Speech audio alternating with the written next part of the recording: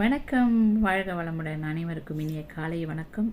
இந்த நாள் உங்கள் எல்லாருக்கும் இனிமையான நாளாக இருக்கணும்னு சொல்லி நான் கடவுளை நோக்கி வேண்டிக்கிறேன். இன்றைக்கி திருமண நாள், பிறந்தநாள் கொண்டாடுற எல்லாருக்கும் வாழ்த்துக்கள். சகல செல்வ வளங்களை பெற்று சீரும் சிறப்போடு நீண்ட ஆயுளோடு தீர்க்க சுமங்கலிகளாய் நல்ல நல்ல தருணங்களை மட்டுமே உங்கள் வாழ்க்கையில் அனுபவிக்கணும்னு சொல்லி நான் வாழ்த்துறேன்.